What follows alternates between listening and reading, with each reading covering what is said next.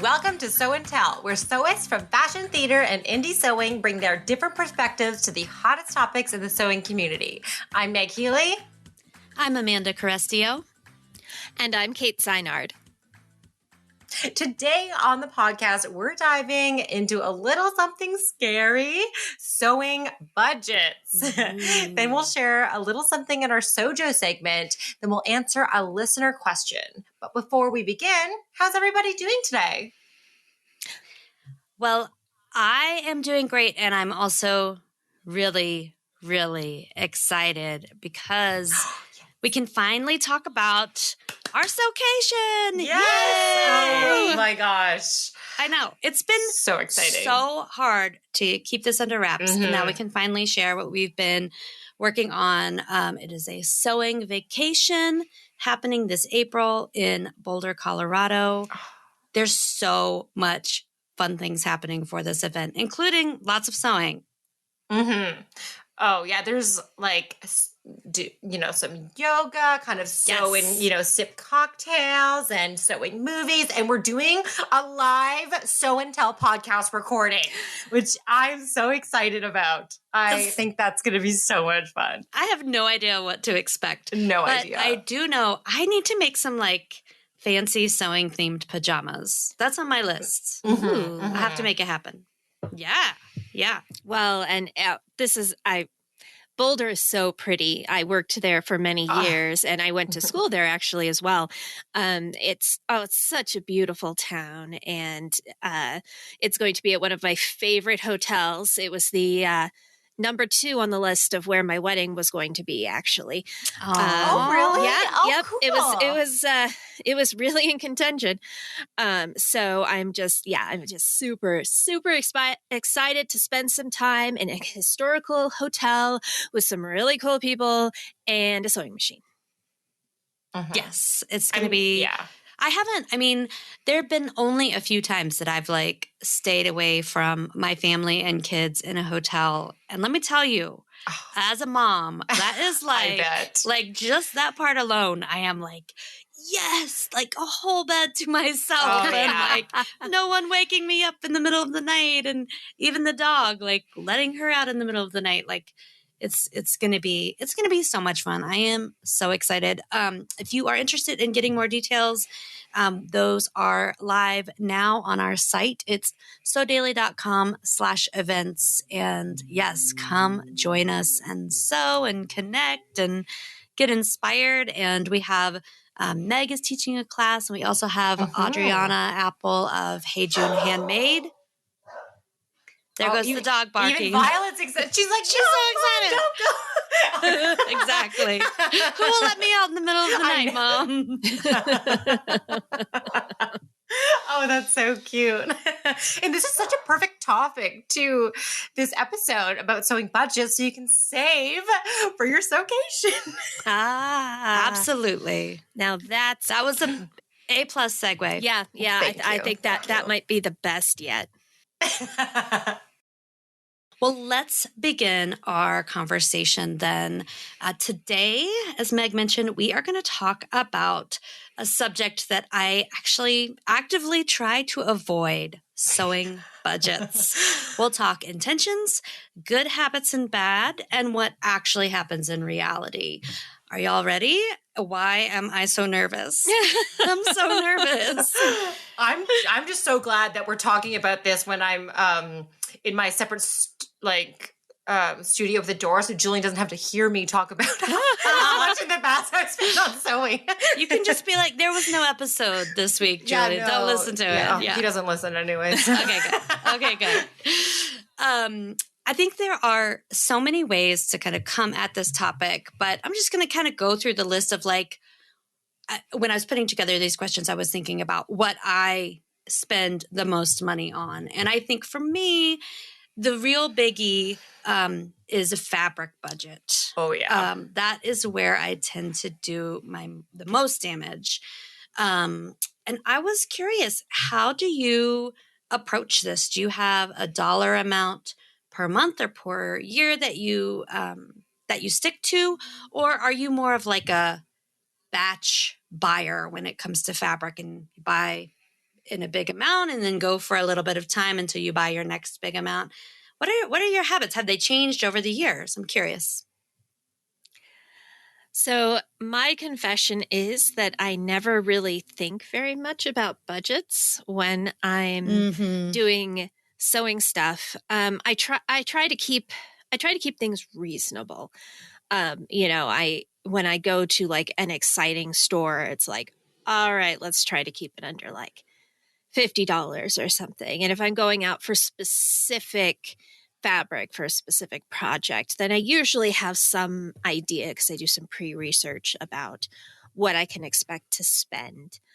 But I don't have like specific limits. If there's something where I'm like, this is going to be the thing that I'm going to make this month, then, I have I have a mental limit in my head. I don't actually know what the number is, but there's somewhere where I'm like, nope, too much. So I just kind of try to stay under that. And I try not to buy too much fabric without having a plan for it, even if the plan maybe never quite happens, she says, looking up at her stash. Yeah, me too. And right. You can see. Yes, exactly. No plans for any of these. So yeah, I just usually try to keep it in whatever my brain thinks is reasonable for what I'm buying, and I try not to buy fabric unless it's for a specific project. And because I sew, for example, much slower than Amanda does, that's usually fine for me because I don't need to have new fabric every like 2 days. I'm teasing you with love. Yeah, no, I can handle it. Okay. I mean, I think that things have really changed for me over the years. I think as I used to sew a lot more. I actually, in 2021, I did not sew a ton of stuff. And in 2022, I don't have a huge list or anything, but I used to have like just a running like cart on fabrics.com. Just I'd wake up in the middle of the night and be like, oh, I want to look for fabric for that, and just add it to the cart, just kind of more of a wish list. Cause I had a lot more plans. I think I had a lot more specific wardrobe needs than I do now. So I found that I've kind of switched more to like letting the fabric guide me and, and being inspired by the fabric rather than like going out with something, specific in mind. But I also, I think that I don't have a set amount now anymore either.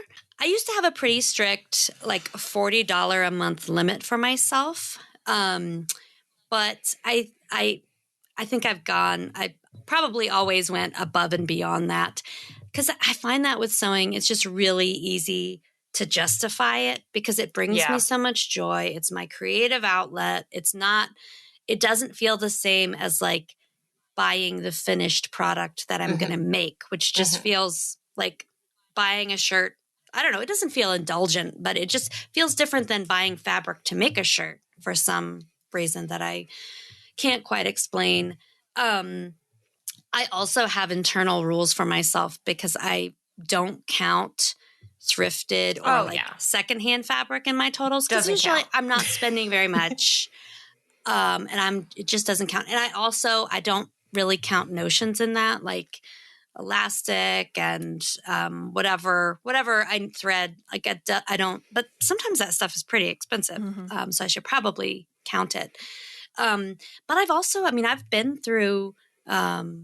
I've been through moments as a mom with 3 kids paying for daycare when my budget was very limited when it came to sewing, and fabric was the thing that was definitely the most expensive. So that is a very long way of saying that right now I don't think I have a per month. I think I'm buying more in batches. And a lot of times I'll do it for like, I'll spend my birthday gift card on fabric or my Christmas gift card on fabric. And then got like 2 points during the year when I'm buying like kind of a stack of fabric for the next season. So definitely kind of all over the place now, though. I'm right. And I think, and then I'll stop, I promise. I think through the pandemic too, I think I ordered a lot of fabric online. Oh yeah. It was like therapy. Like we talked about this, like having something on the way was instant just gratification. Even when you press like, and then it's like you're like get a little high from being like, well, ooh, something, it might come today. Like, I know. When literally nothing else in your life was happening and you weren't ever leaving the house and, you know, through all of that. So yeah, fabric. It's definitely, it's a tricky one for me. Yeah. It just makes you feel so good. The whole process of even shopping for it, waiting for it to get in, and then like just look. Sometimes I just like stare at all my fabric and I just think of all the possibilities, and I bring things out again, and like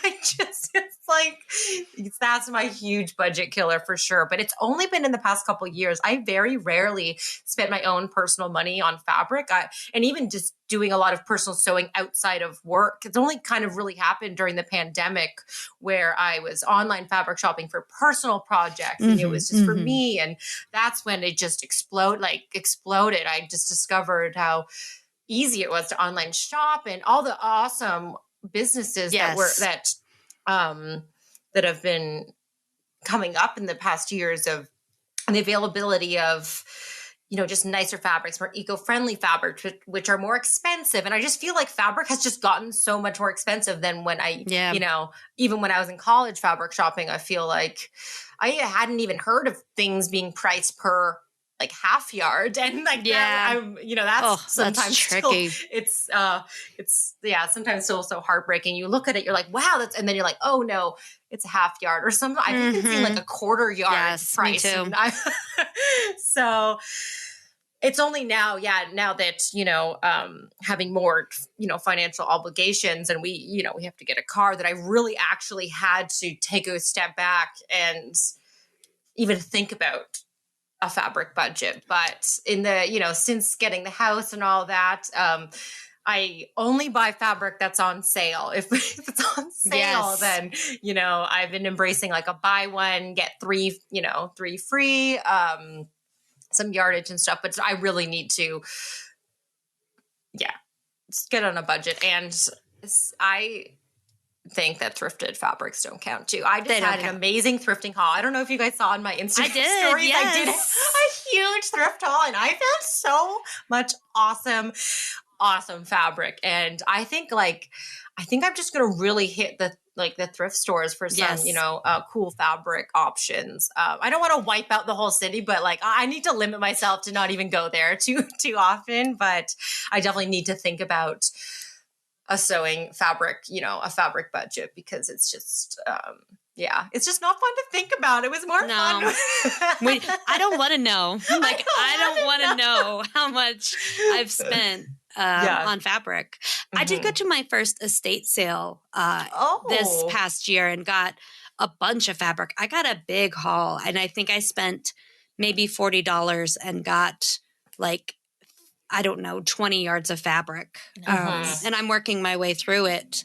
But yeah, it's interesting because I was thinking about this in relation to other hobbies. Like, you know, I mean, I feel like anything that involves like, you know, a physical, like a material, like knitting and crochet and quilting, like you kind of have to keep buying to keep going with it. And to, I don't know, at some point it becomes its own hobby, buying fabric. And it's like your own way. Like, even if you're not sewing a lot, maybe you're buying fabric for future projects. And that's how you're kind of interacting with your craft. But, you know, and as I've kind of ventured into other hobbies that don't require purchases along the way, I've been like, but don't I need to purchase stuff? Like, it's weird. It's weird. I'm like, how many sets of skate wheels do I need? Probably not that many, but I think sewing has conditioned me to like have the consumption as part of the hobby, which I don't know how to feel about. Like, you know, a good and bad there for sure. Yeah, interesting. Yeah, very interesting. Scrapbooking too. I remember I took up scrapbooking for a little bit, you? and it's just, yeah, I got in three pages. I still have. I tried to do a dance one to try and just remember all like my dance days when I was little. Through all the levels, and those stuff that adds up too. Yes, for there's sure. a lot of little just hobbies in general. I think it's definitely hard to budget. Mhm. Yep. Let's talk about another kind of sewing investment and talk about new patterns. What are your habits there? Do you have a budget? Is it more of a when inspiration strikes kind of thing? How do you approach it? Well, for me, it's very much like, oh, I like that pattern. I think I'll buy it. But that doesn't happen to me that often. I'm kind of picky about my style and things, and I get a lot of recommendations from you guys and pick up some stuff. Sometimes we'll get some stuff from designers, and we don't necessarily have to pay for it. And and then sometimes, we'll make things through the magazine that I'll pick up. So I probably don't spend more than $40 a year on patterns. Yeah. It's just it's not a problem for me. Fabric is a bit of a problem, but patterns just aren't. I like to remake stuff. If I find something I like, I remake it a lot. Me too.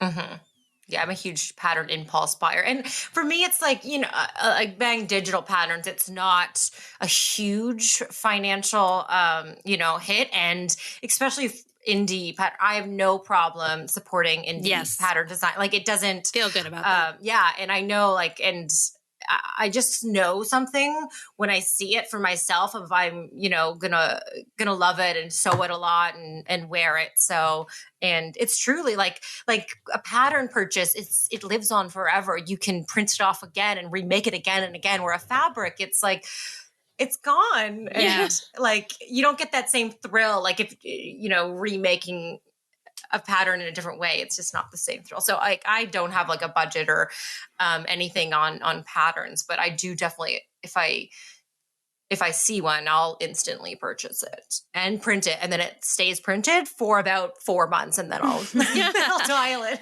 Very rare I do like all in one day.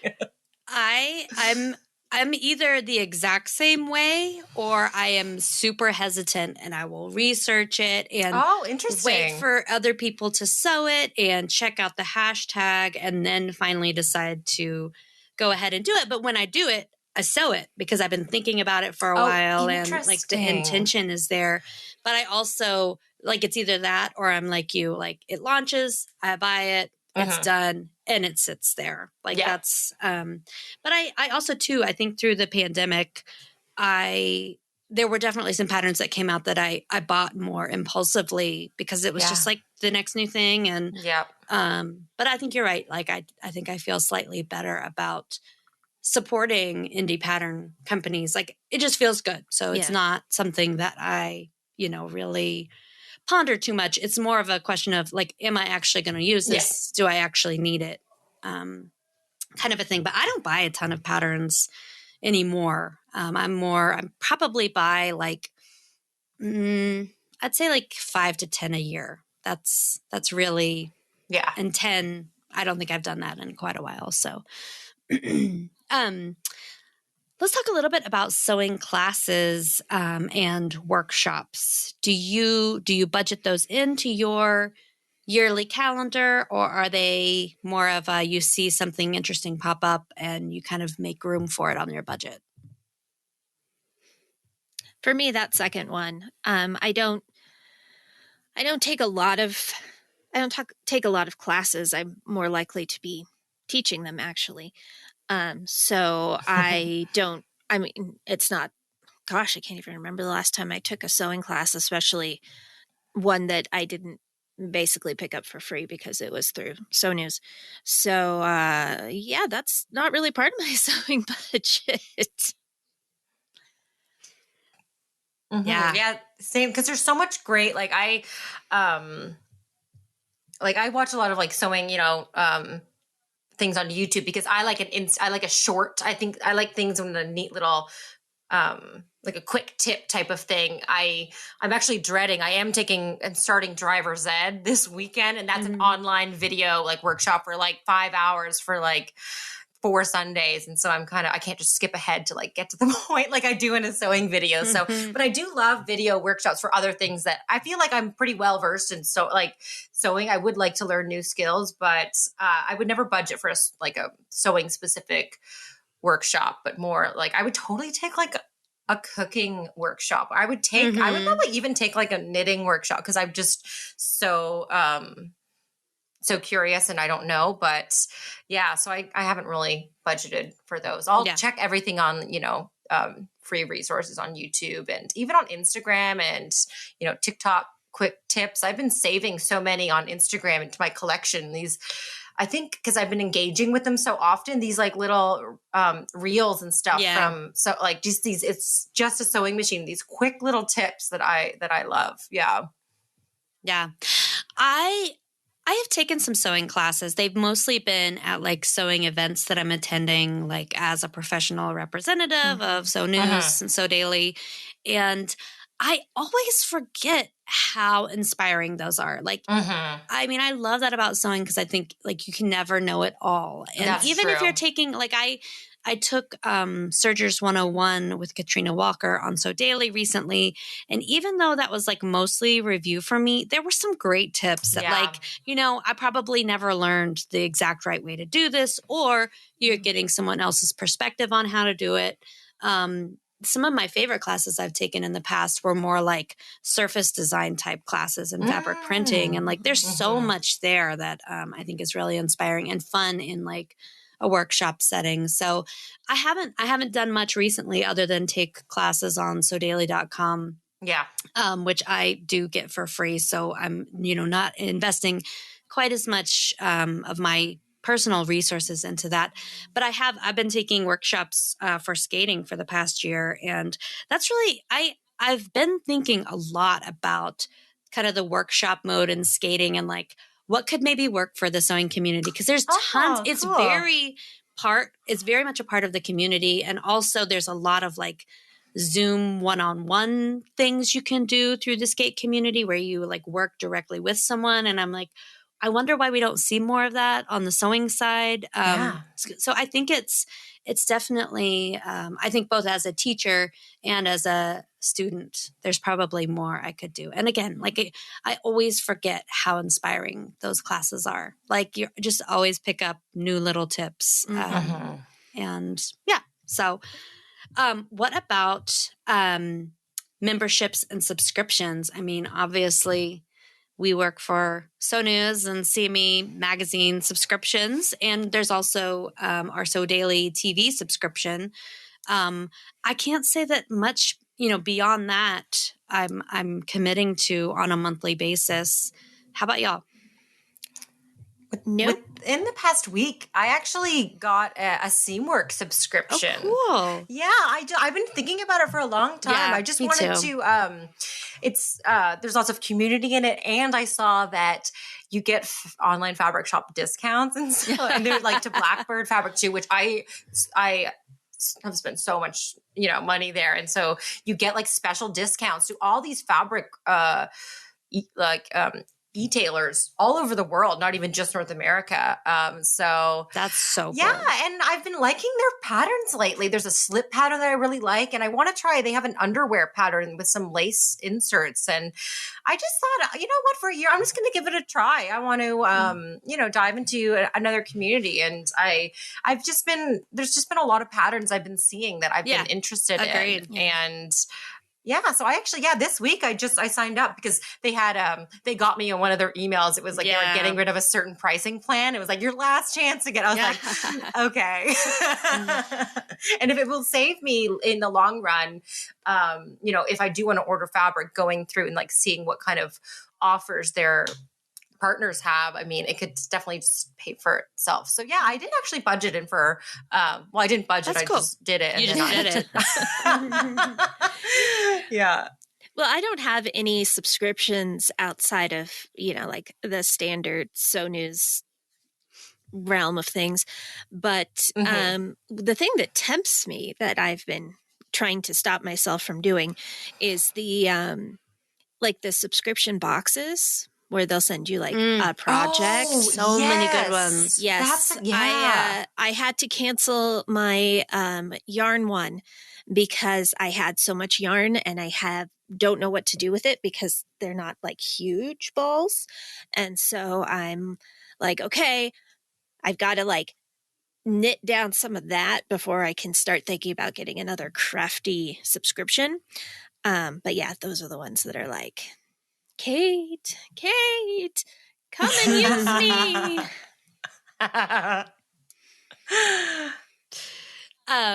Kind of along those same lines, what about, well, I guess kind of related to workshops and things. What about sewing events?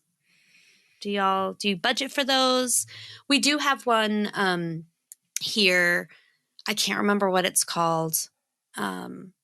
We usually go, like, we can get like a half off ticket just through our kind of professional affiliation. So it's not a huge expense. But I was thinking about, like, as more sewing events kind of pop up, cool things like our Sewcation, that there's more that I would want to do, especially when travel opens back up a little bit more. So I don't know. Do you have anything on your radar for that? For me, I have only gone to sewing like events through work. And so I have never really had a personal budget for them.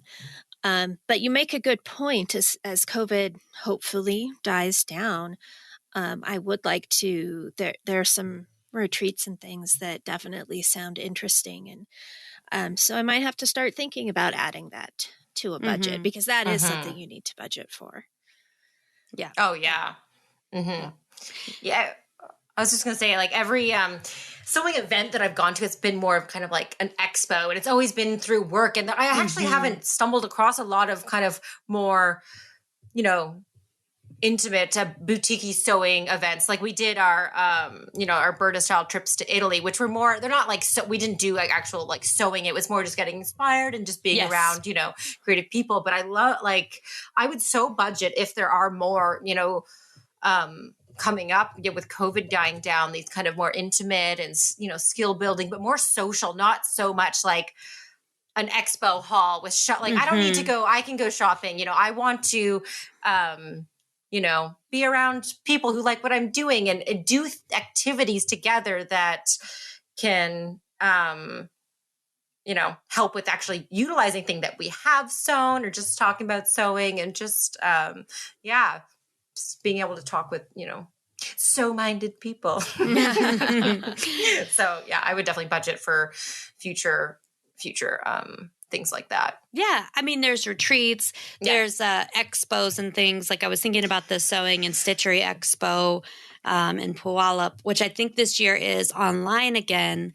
But, oh boy, I went to that one a few years ago, and like I had to buy another bag to bring all of my fabric purchases back. Yeah, because it was also like one of the only shows that I had been to that was really garment specific. So there was a lot of garment fabric. Yeah, there's not a lot of Same with, I did a craft tours to London in 2019, and I brought back so much fabric.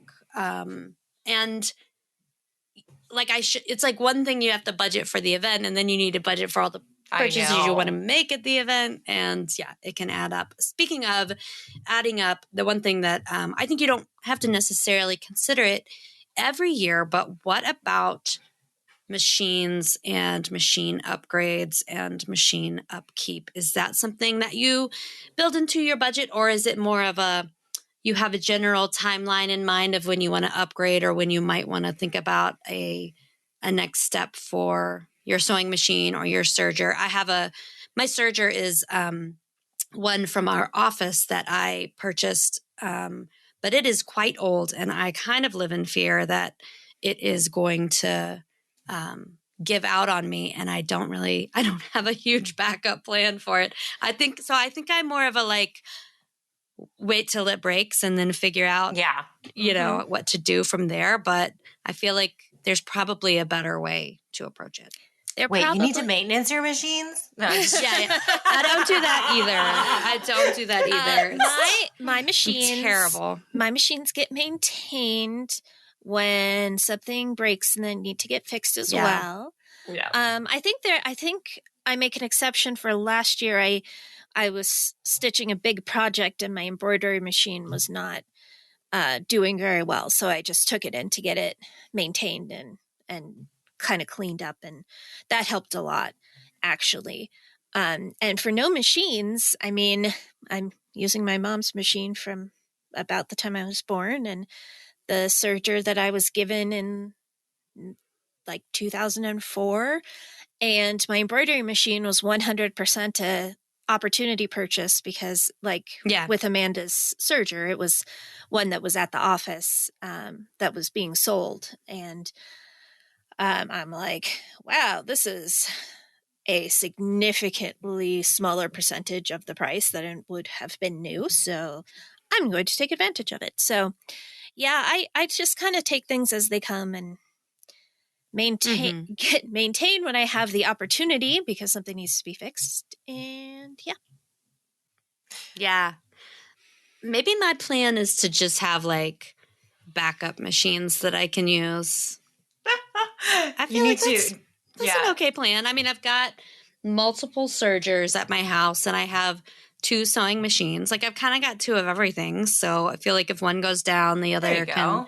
But in terms of budgeting for like a new machine, that is not something I do. But yeah, maybe it's time. Mm-hmm. I'm sure there are people who do, and who have like a regular schedule of like when they want to get a new machine and how, over, 3 years and then they upgrade. There's probably a lot of different ways to approach it. Mm-hmm. Yeah, I feel like we need to also just mention that having a working sewing machine, like you can earn money doing things on your sewing machine, like just starting a local alterations, although they're not the most fun thing to do. But this is something I've definitely had to start doing, like buying all new like sewing furniture is something that I definitely had to budget for when moving. I wanted everything. I wanted it to function. I had actually coming from my studio, like loft to this room, it actually like the square foot is actually smaller, but I need to utilize more walls and everything like that. And I needed to get like more narrow tables so I could fit more on and stuff. So I think sewing furniture is also something to consider budgeting because then it makes things a little bit more functional with storage and all that, but sewing furniture can be extremely expensive. So I went with the IKEA route, and it's been working, great for me. But like upgrading things like a cutting table, like those are things that I feel like in storage solutions is something that I always budget for. I need to my storage solution in my closet I think needs to work, but I need to yeah, I need to think of like things that I can actually sew and sell for my fabric and my like studio budget. Like that's, I think, my goal going forward is doing a budget, but that budget comes from things that I'm producing money for, in my craft, like doing things for alterations for friends and family, maybe, some contract sewing work and stuff like that. So there always is, when there's a will, there's a way for for fabric. That's my motto this these years. Well, I feel like I don't feel quite as guilty as I thought I would after this conversation. Yeah. So thanks for that. But I also feel good about going into the year with like a little bit more intention about it. Yeah. And I think it's a good time for me to be there. I feel like like I mentioned, I don't have as many garment and wardrobe needs as I did before. So I can kind of slow down, be more intentional, and think about some other ways to interact with my craft other than just buying things, which is a super fun part of it. And something it's our materials. We're artistes, and you have to have canvases to work with and paints, and like that's it. You don't have to justify it. So Definitely. Yeah. Yeah. A way to be mindful and stay calm and like Yeah. stress relief too. Like I, look at it that way. Taking on more tasks of just that involves sewing that, I wanted to mention that I did get in contact with, my local team for Days for Girls. Yes. And I'm starting to pick up and do some, liner sewing. They asked if I had experience using a serger. I said, oh yeah. They were looking Who are you talking to? I know. So I'm really excited about that, just to spend some time in my studio that's not using, resources, but helping. It kind of fulfills that need without having to, use my craft in a way that's like consuming, but outward helping. So more of I think service. hopefully that will help my sewing budget this year. Well, let's take a quick break and we'll get back to it in a minute. All right, we are back. Amanda had to jump off. She had something else that she needed to do. So it is just Meg and I, and we are going to do our favorite segment, the Sojo segment. Oh, yeah. Where we talk about what's giving us our sewing mojo. So, Meg, what's your Sojo? Well, I have just been embracing like comfy clothes still. It's been cold here and I've just been wanting to snuggle up inside and snow and sew, mixing up my sew and snow. So actually this morning on my new series, Fashion Sewing Live on YouTube, I made our Banff Dolman sweater pattern. I use like a fleece green yoke and a sweatshirting as the body.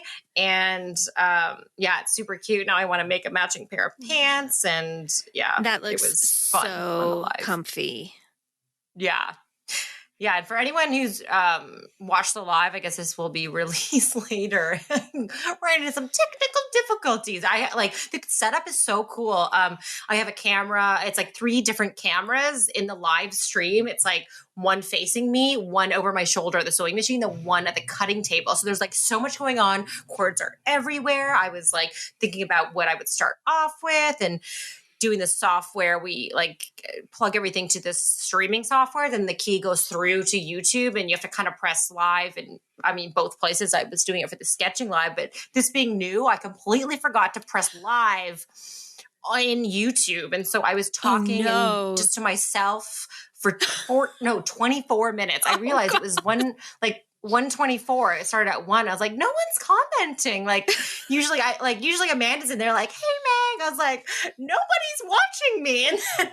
And then I realized I'm clicking around and I'm having messages from Ginger being like, are you okay? Like, what's going on? I'm like, oh. And then I clicked live and I was like, so it was fun, casual. I kept making fun of myself the whole time.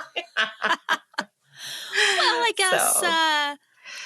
guess, people are entertained by messing up. So hopefully. Yeah.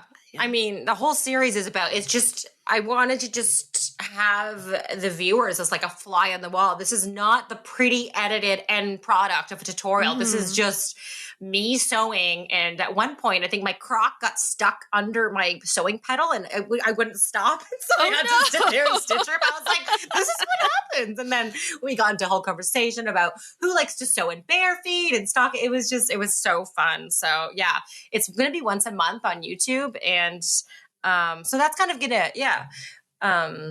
so it's kind of just like my Sojo come to life, like what I'm feeling like sewing.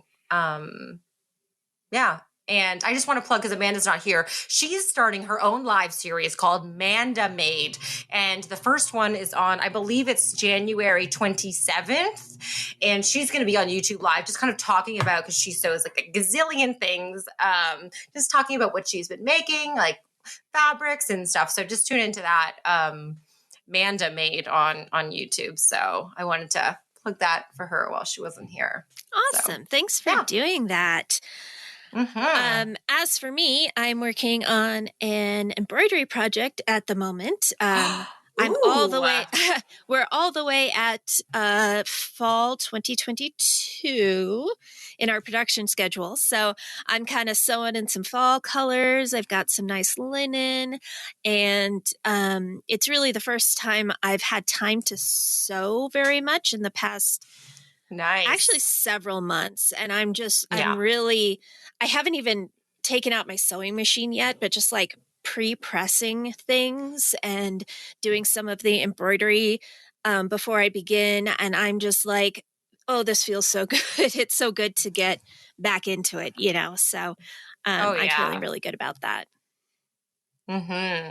Yeah, and I'm so excited to come to Boulder. Like I'm like so excited, like to see you and Amanda in person. I just know, like it's I been cannot so wait. long. Oh, we'll have So to go to long.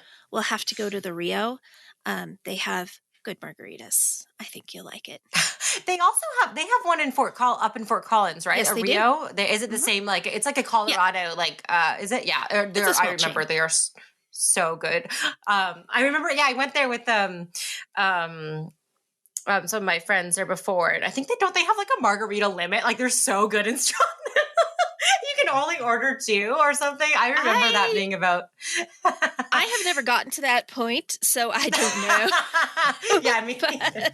But yeah, we'll Boulder's great, and it'll be Yeah. awesome to see you again in person after well more than 2 years at this point. I know. No, maybe not. Yeah. Did I see you in like January of 2020 maybe? Yeah, I remember because it was the pandemic was like it was kind of a thing, and it was the end of January 2020. I did my last film trip to Golden, and And we recorded a podcast. Yes, we recorded a podcast, and we took some pictures. Some of those cute pictures. Yes. Yep. Yeah. So that was the last time. So yeah, wow. I cannot wait. And Boulder is so beautiful. I had a friend get married in Boulder, so I got to experience it, but I cannot wait to go back and stay like downtown in like a cute little hotel. Well, I think you will love it. All right. Now that we're finished gushing about that, for the second time, third time, how many times? I know. It's just we can finally talk about it, and so it's just been in like meetings, and yeah. So let's real quick do a sew and tell question to tie in with this episode. Do you have any tips for sewing while broke, or while not keeping the cost low? I would say, utilize like getting materials and things even within your own wardrobe. If you feel like sewing but you don't have money to spend on new fabrics or anything, like look to upcycle something in your own wardrobe. You don't even have to go out to the thrift shop and find something to upcycle. Like look to what you have and have fun with it. If you if you have, something that you want to cut apart in your wardrobe, or if you, again, I mentioned this earlier in the episode, start to offer to friends and family, jean hems for money and tailoring, or things like that is what I would suggest. And what if you're sewing well, budget is limited. And even looking towards, like, if you're in somewhere where you can't go to like as many local thrift stores, like look to Facebook Marketplace. I've been seeing people just saying free, I'm clearing out my studio, I have all this thread. Like look to resources like that too. It's a great tip as well. Yeah. I don't have any great tips if you're broke, but one of the things that I did many years ago was so I don't know really how it is in other parts of the country where Joann's does not exist, but Joann's always has, some good coupons and good sales and stuff going on. And if you have some stuff that's not like absolutely necessary, but like stuff that you want, you can kind of make yourself a list of what you want and then wait for a really good sale on that thing. There was one time many years ago, they were doing like a 50% off sale on all notions. And let me tell you, I got a lot of notions that day. You stocked up, yeah. Yeah, I think I spent $50 and got $100 worth of notions. Oh, And yeah. possibly the same day, I can't remember. That's when I got my cutting table, which was also 50% off, and it's one of the ones that folds down and it rolls, and Yeah. those. I feel like if you have a place that does sales, and you have things that are not vitally necessary to get right away, keep an eye out and look for the moment when you can find them for like a really good discount.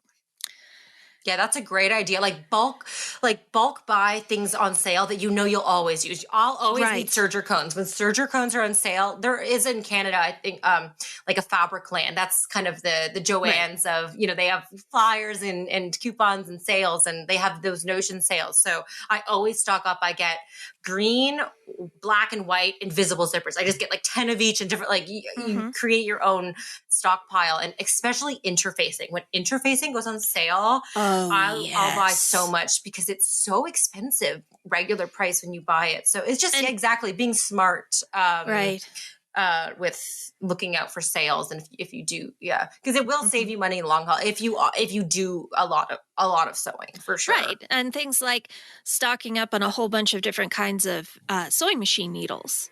Oh, 100%. I want to change my embroidery needle today. I'm like, I wonder if I have any embroidery needles. And I opened the drawer and I'm like, oh, I have so many. I don't have to worry about going to the store. It's fun. Stocking up when things are cheaper or on discount, it's definitely a way to go. And like you said, pay attention to what you personally use a lot. Like I have a lot of black thread.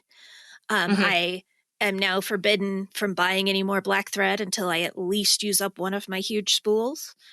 I have less white thread, but I still have enough to get me through probably 2 more years.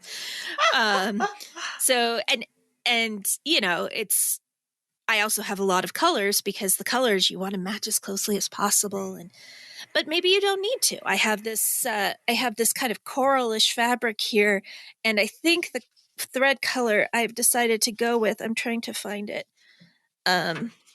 It's actually kind of a light brick red, but when I put it over the thing, it doesn't show very well. So I'm like, okay, great. Plus it kind of goes with the fall-y theme, and I am going to do that instead of going out and trying to find an exact match to this kind of strange color fabric. Yeah. I mean, that's what I did on my my sewing live. So you see like the top stitching. I'll include pictures in the show notes, but it's like a gray, like I use gray for the construction, but I use the top stitching. I was like looking at my thread, and I mean, I have a zillion types of green, but this is like it's like a pea green, or like a mustardy pea green. Yeah. And so I didn't have the exact thread. And so just use a contrasting thread. Like you don't have to go out and buy like a totally 100% matching thread. Like make it a design feature, like be creative. And and if even zippers too, if you don't have the correct zipper, like use a different colored one, just using what you have too is a good tip instead of going out and buying something, specific. But if it's like I would never, like, if I was sewing, like, if I was going to like a gala and sewing a dress, I'm like, oh, I put a pink zipper in mine. I would, to be honest, I might. But yeah, I mean, if you're sewing sort of casually and you don't have a lot of, you have your supplies, but you don't have a lot of extra, go with what you got. Exactly. All right. Well, I feel like we maybe helped some people with our tips. Amanda had like this whole list. She's like, oh, I have so many tips. And then she's like, oh, and I have to go. So maybe we can get her to put some tips in the show notes or something. I kind of got a tip from her, like actually putting, there's something about actually creating a budget. I know like my budget, I say, is 0. Like I don't need any more fabric. But that's not realistic. Like things are going to come up. So instead of just, having the guilt of like, oh, I bought that, so I might as well blow it up anyway, blow the budget anyway. So I kind of in this in this episode, I'm like, okay, realistically, let me budget like $70 a season for fabric. Mhm. That seems like realistic for me and something that I could stick to. Right. And yeah, for summer, summer, fall, when, so I just kind of came up with a realistic number for myself. And I feel good about that. Because if I just say, oh, it's zero, I'm on a fabric ban, I know I'm going to break it. And then I'm going to feel bad about myself. I'm going to feel guilty. And then, so yeah, so she definitely helped with that, like putting a realistic number for yourself. Yeah. Well, and to be honest, now that we've had this discussion, like I said, I never really keep track anyway. So maybe what I'll start doing this year, since I have not yet purchased any fabric or sewing supplies this year, is I'll start just keeping a record and not even necessarily budget myself, but keep a record so I can see what I've already spent. And so I can get a feel for what I spend over the course of a year. And then I can, go from there and say, this was too much. I need to reduce this, or this is a reasonable amount of money. We'll just budget this for next year. And exactly. Because that's the thing. I don't even know where to start on a budget. So. Yeah. All right. Well, this has been helpful and actually surprisingly inspiring. So I know, same. I know. It's for me too.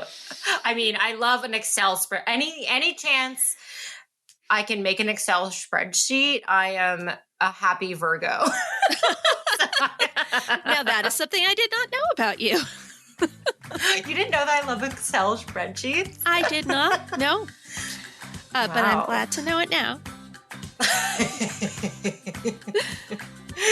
All right. Well, on that note. Yes, on that note.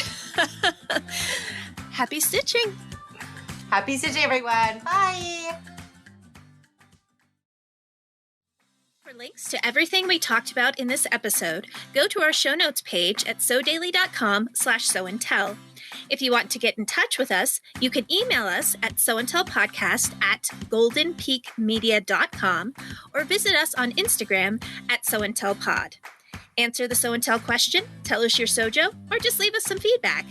If you enjoyed our show, please subscribe on your podcasting platform of choice, and please leave us a review, ideally a good one, because that helps listeners like you find our podcast.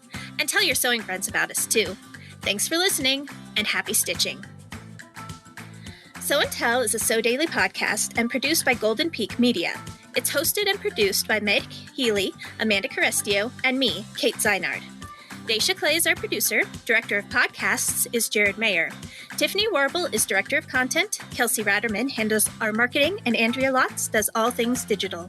If you'd like more information on sponsoring or advertising on Sew and Tell, go to goldenpeakmedia.com.